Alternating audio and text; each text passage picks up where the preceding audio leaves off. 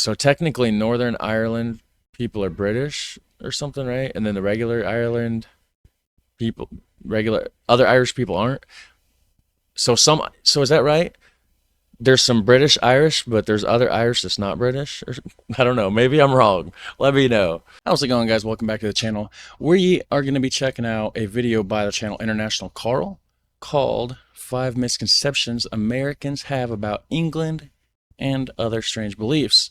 So, it's been a while since I've done a reaction to International Carl, one of his videos.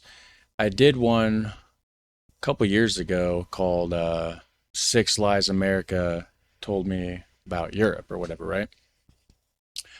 So I was just going through my list, just kind of looking for inspiration on what to react to. Seen that video, I'm like, oh yeah, I forgot about International Carl. Let me go see what his channel's all about. So then I found this one, so we're going to check it out. Links down below. Hit like, hit subscribe, do all that super awesome, fun stuff. And we're going to jump into it and see what these misconceptions are, which I don't know off the top of my head. So we're going to find out. International Carl doing another video for you, and I am back. If this is your first time to my channel, please consider subscribing to the channel and hitting the like button and dropping me a comment. As you know, I'm always active in the comment section. Down there. Now, this video is going to be about some of the misconceptions about living in the UK that my American friends have. So without further ado, let's get into it now. The first one is this. This is always what happens because I've just come back from a trip from California and to the United States. So this happened to me literally just a couple days ago. Is that for some reason, tell me why this is, I have no idea. But they always say, oh, you live in London, don't you? Or when they refer to the UK or England, they think of London. It's no different than somebody from Europe, you know, oh, you live in the United States. Oh, you must live in New York or California or Texas, you know. It's only London. Like England is London, London is England. They all just say, oh, you live in London. No, I live in the East Midlands. I live in the Midlands. And England is a country inside of the United Kingdom, which is made up of 4 countries. Come on now, say it with me. 4 countries, America. It has England, it has Wales, it has Scotland, and it has Northern Ireland. That is 4 countries that make up, guess what? Can I see the island here? Ooh, where's we at? Way up there. There, that make up the United Kingdom. Right there. So there are 4 countries that make up the United Kingdom, England being one, London being a city inside one of those countries, which is called England. Okay. The second. Which I knew this, but it is pretty common, I guess, for people to just assume, oh, London, you know. Makes sense. I mean, it's the biggest city there. Misconception that Americans have about living in the UK or what the UK is all about. They don't realize that it's an island nation. They don't realize that it's just floating, disconnected away from mainland Europe. Yeah. You know, they just think of it as just like part of the landmass of mainland Europe. Now, I'm going to say this part because a lot of people in my comments, they act like England or the UK is not part of Europe just because of Brexit. Thanks, Nigel Farage. Now, I think of England, so technically England's part of the European continent, right? But I look at England as like it's separated from the mainland of Europe, so it's going to have its own thing. You know, it's going to have a lot of differences from your mainland European culture, because in your normal European country, mainland European country, you know, you can just hop border to border to border, you know. It's a lot harder to do that, you know, from England or Scotland to go over to mainland Europe across the waterway and all that stuff. And I don't know now, you know, with the Brexit thing, how that is. I know before in the European Union, you know, it was borderless, right? You could just go anywhere within the European Union. So without them being part of the European Union, maybe you'd have to get a passport now. I don't know how that would work, but culturally, it differs. And I've heard a lot of people say that America is like in between, or England, I mean, is an in between America and Europe. That they have a lot of, because America is also isolated, you know. So England has a lot of traits like America, that isolated their own cultural identity outside of Europe and et cetera, et cetera. Because it's just an island off of the mainland Europe. So you're still in Europe, British Yeah. people. I don't know why you guys act like you're not European. You're European. You But they also, the British people would, you know, when they say Europe, they're referring to mainland. just live off in an island. Now, without further ado, let's keep it going. Number 3 is that it rains all the time. It's just raining down. Grab an umbrella, I make it right, I make it right. I heard that. I heard it does a lot of raining too. And I hope this stupid song right here doesn't give me copyright claims. If so, I may mute this tiny section, guys, just so you know. No, not like that. No, not like that. It's raining like it's Seattle weather. It really doesn't. Now, you know, like it's sunny, it gets cold. Don't get me wrong, it gets cold. Sometimes it snows. We recently had snow here. And fog, right? Isn't it foggy a lot? Which I guess that would be because of all the rain. Luckily, I was in California when that happened, but it snows from time to time and it rains. But when it's sunny, it's sunny. Nah, that's another lie. But so I guess it does rain all the time, right, guys? No, but what I'm saying is it doesn't rain nearly as much as you would think. I imagine Seattle to be a more wet place than England, but you know, it doesn't rain all the time. It can, like, I guess we call that kind of drizzle. Piss it down just a little bit, but I find the weather to be fine. Number 4. Now, Number 4. One, for some reason, I don't even think you Brits understand this one. So let me lay it out to you again. I've mentioned it in one of my previous videos. Click here to watch it, where I talk about the mandatory blank that I can't say.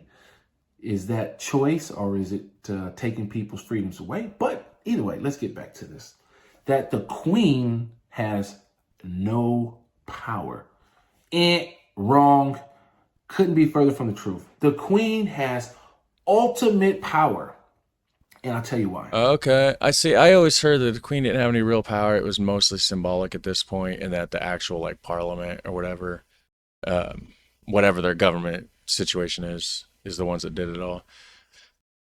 So maybe she just leaves it up to them. So if she and I guess now it's a king. I guess if he ultimately disagrees, he could be like, hey, now we're going to do it this way instead, right? Is that how it goes? But to make it not like an ultimate dictatorship, they just basically leave it up to the people and the government. I could be completely wrong. Probably am. Let me know down there. The reason she has ultimate power is because, one, she's above the law. Literally above the law. She cannot break a single law. All laws are written in her name. So she cannot break a law. They're all made for her and the people that live within the United Kingdom. Yeah, that's crazy. And of course, insert he in place of she. Unfortunately, the Queen died. So now it's the King Charles. Which great name, by the way. Charles. But why is she all powerful? Because she has the power to fire the prime minister and all ministers. So, yeah, she effectively could kick everybody out. So no more. If they wanted. Boris Johnson, you're gone. Actually, isn't he already gone? When is this video made? 2 years ago. Okay, slightly dated, but still, you get the idea. So, could happen. Could bye-bye, Ken Stammer. You're gone. It could happen, but she chooses not to. So she's not a figurehead. She has ultimate power. She just chooses not to flex and exercise it. Sorry, everybody. I got to stop the video real quick. I got to remind you, subscribe to the channel. Thank you. Unlike the president, you know, she signs all the laws. They go to royal assent. So whatever the Parliament signs off, She just signs off. She just literally signs it off. But there's no selling, there's no telling what a future heir will do 4 or 5 generations down the line. Or the next one, like King Charles, who knows? They don't have to sign off on everything. They don't have to be a rubber stamp. And I'm not saying she just necessarily always just rubber stamps, but in general, she just rubber stamps where the president of America can veto, has veto power, and can stop a bill within limits from becoming law. Number 5. So my theory is just like a business, right? When you own a company, maybe you don't want to do all this stuff. Maybe it's a big hassle. Maybe it'd be easier just to hire a bunch of people to run it for you. And as long as they're doing an okay job, you just let them do it. And if ultimately you decide, hey, I want it this way, then of course you have the power, but it's easier. Let them do it. You kick back and enjoy the rich life. Enjoy doing whatever. Nothing if you don't want to. You're rich. You don't have to do anything. Go to the countryside.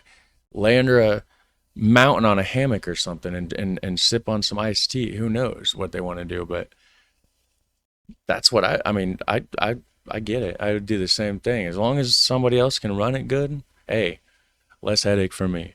You know what I mean? But it's just a theory. Let me know what you guys think. The 5th one is kind of going back to, I think, number 2, where I talk about the island nation. Stop me if I'm wrong. But they think, or Americans think, that Ireland is part of the UK. Northern Ireland. Yeah, I used to think that before I started learning, which I'm still I need to learn more about Ireland, actually, because it's split, right? You got the regular part of Ireland, of course, it has an official name, and then you got Northern Ireland. And Northern Ireland is part of the UK, whereas the other one's not. So technically, Northern Ireland people are British or something, right? And then the regular Ireland people, other Irish people aren't. So is that right? There's some British Irish, but there's other Irish that's not British? Or, I don't know. Maybe I'm wrong. Let me know. It is not.